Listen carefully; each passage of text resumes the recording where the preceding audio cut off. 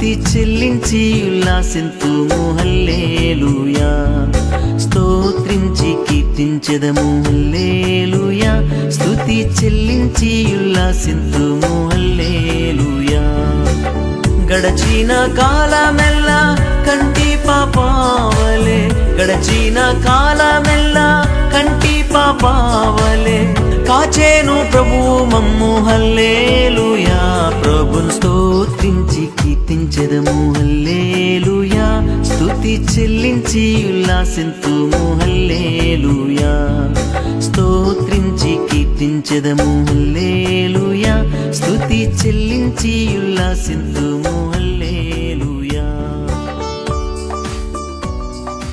ఎడారిలో ప్రవాహములు, గాలి ఎదురయ్యను. మత్తయి 14:24. మార్చి మాసంలో వడగాలులు ఎక్కువే. ఇవి తరచుగాను మన జీవితంలో మనం ఎదుర్కొనుచున్న భయంకర పరిస్థితులకు సూచనలుగా ఉన్నావు కదా. ఎల్లప్పుడూ ఒకటే రీతిగా నుండి జీవితంలో ఆనందం లేదు.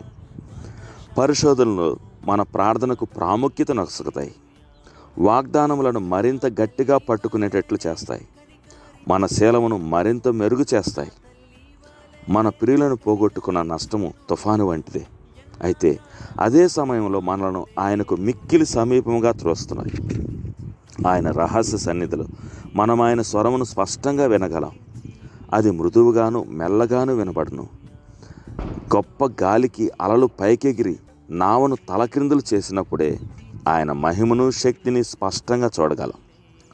తుఫాను రాకుండా యేసు చేయడు కానీ తుఫానులో మనల్ని బహుభద్రంగా కాపాడగలడు. ఆయన నిన్ను సుఖమైన మార్గంలో పెట్టడు కానీ నీ గమ్యస్థానమును సుఖముగా చేర్చగలడు. నీ ప్రయాణమును పరలోకపు గవిని వద్దకు చేయుము. అప్పుడు ఎలాంటి అలలు చెలరేగినా, ఎన్ని వచ్చి పడినా నిన్ను ఆటంకపరచలేవు. ఆయన నిన్ను నడిపించు నీ నావకు ఎదురైన ప్రతి అడ్డును మరి ఎక్కువగా త్వరగాను నిశ్చయంగాను నీ గమ్యస్థానమునకు చేర్చుటకే వచ్చునని ఎరుగు.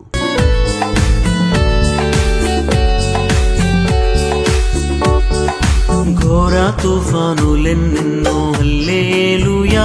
బహు ఘోరముగా లేచినను హల్లెలూయా. ఘోర తుఫానులెన్నెన్నో హల్లెలూయా.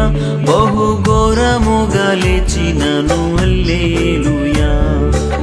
దోణియందున్న యేసు దివ్యముగాను లేచి, దోణియందున్న యేసు దివ్యముగాను లేచి దాటిగా వాటి ననచు హల్లెలూయా.